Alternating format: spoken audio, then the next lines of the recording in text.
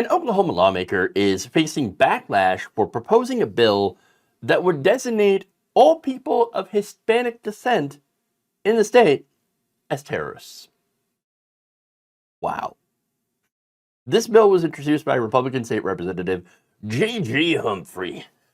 And the bill, HB 3133, seeks to combat drug and human trafficking by redefining these crimes as acts of terrorism.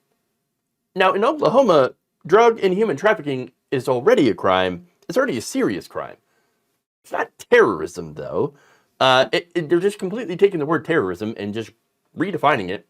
And it's kind of funny because this party, Republicans, they hate the idea of redefining things. How dare you redefine marriage, for example?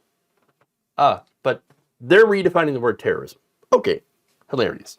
Now, the new punishment for this crime would be forfeiting all assets, including any and all property, vehicles, and money. Now, what this is just civil asset forfeiture, but with the label of terrorism. Now, civil asset forfeiture happens to be a boon for local police forces to take the money, and they usually use it to pay themselves or buy new equipment for their police force that they can then use against minorities. Now, that has the unfortunate side effect, along with going after minorities, as giving cops an incentive to broaden what they consider to be drug and human trafficking. So, yeah, back to this bill, though. In addition to being a member of a criminal street gang and someone who has been convicted of a gang-related offense, the bill defines a terrorist as any person who is of Hispanic descent living within the state of Oklahoma. Yes, that's it, right there. Got to meet all three of those. Let me just kind of sum up this whole thing. The Republican Party's racist. Oh my God! He admitted it! This is the best example of, yeah, we're racist, and we're kind of proud of it, that I've ever seen. Putting that in your bill. That, oh yeah, no, in order, the third qualification is you have to be Hispanic and living in the state of Oklahoma to be considered a terrorist. Wow! Now, this got pushed back. State Senator Michael Brooks, who serves as the Senate Minority Caucus Vice Chair and founded the Oklahoma Latino Legislative Caucus, said the move by Humphrey was actually unsurprising. So they're like, oh yeah, no, that guy's racist, man. Of course, unsurprising from him. To have the law treat people differently based on their race or ethnicity only creates greater divides, Brooks said. This bill is fatally flawed, and I don't know if there's much of a way to be able to change it. Best scrap the whole thing. Just gone. Or as Trump likes to put it, bing, bing, bing, boom, it's gone. It's the only way. Dust off and nuke it from orbit. It's the only way to be sure. All right? That's what this bill deserves. Now, some Oklahomans voiced their outrage on social media. In fact, one ex-user wrote, "Tell us you're racist without telling us you're racist." Now, that said, the right wing defended this bill on social media as well by pointing out, it can't be racist. See, the bill says all three conditions have to be met before you are considered a terrorist. So you have to be a criminal before you're a terrorist. Yeah, but as long as you're Hispanic. Do you think that makes it better? That doesn't really make it better. I mean, the racism is still very much there. In fact, in Humphrey's apology, he doubled down. He said, "I apologize for using the word Hispanic, but I was not wrong. Again, these are Hispanic. Reality is they are Hispanic." Yes, we know that you hate Mexicans. That's really what it is. Now, here's the thing.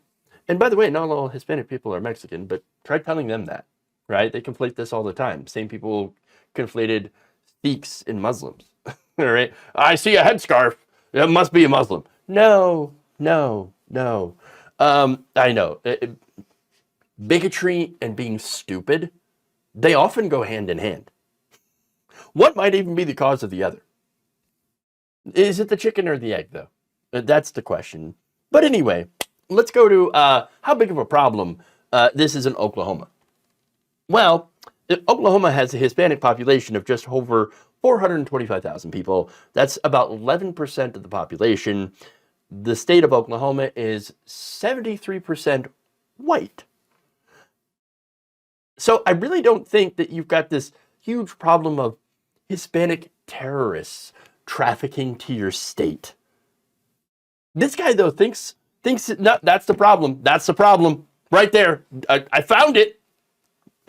Now, after the pushback in his apology, Humphrey said he'll go back to the bill and amend the language from Hispanic to undocumented here illegally or something like that.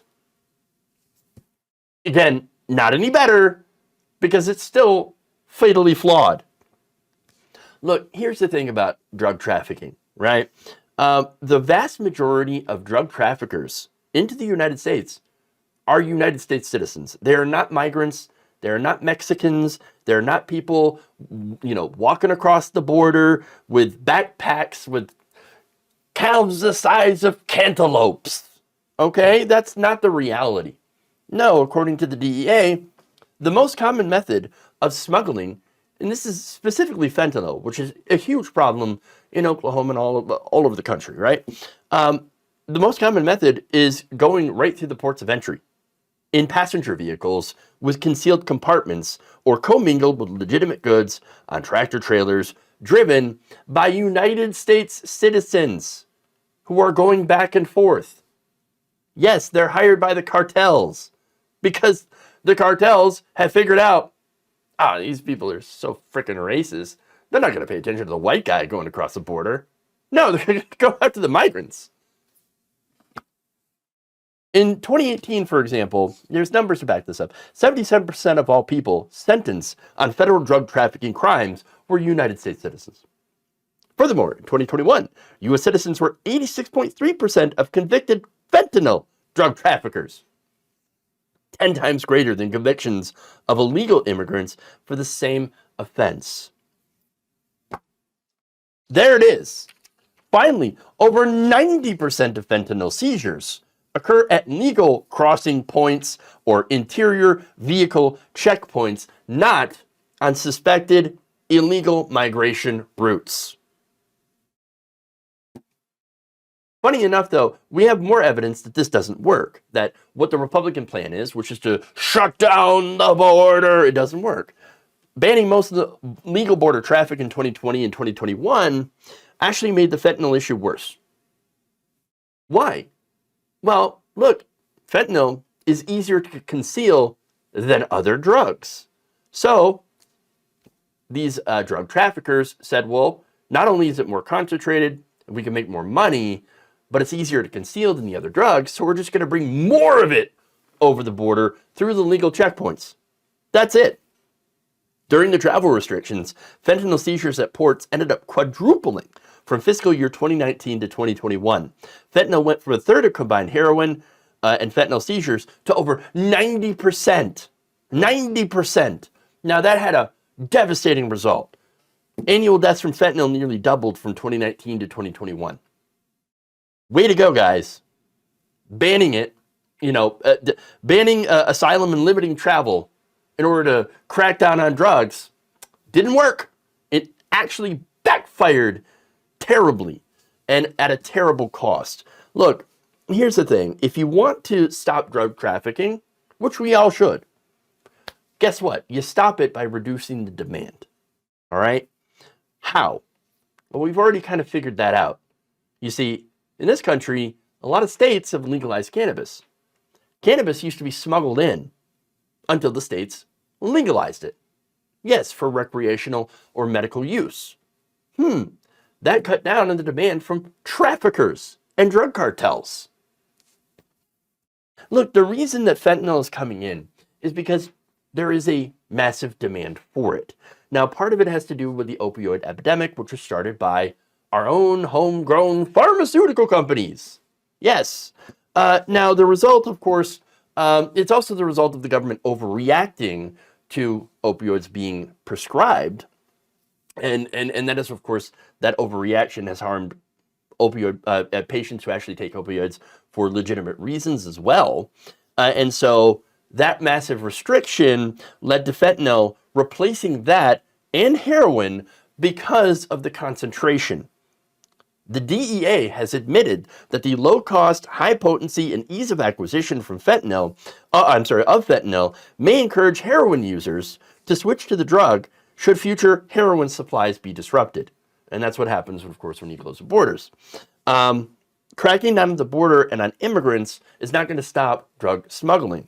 It actually makes it more lucrative because the drug increases in value and it creates more of a market for it.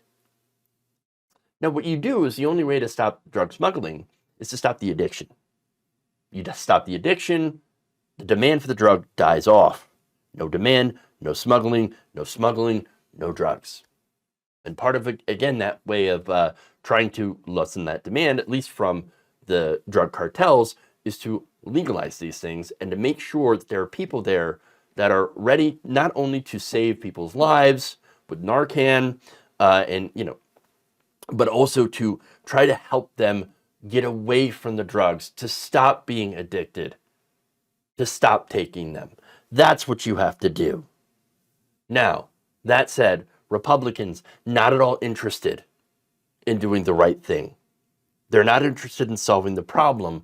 What they're doing is using this very problem in order to enact their most racist fantasies of shutting down the border and making sure that anyone who is of Hispanic descent, who is not white, can't get into the country.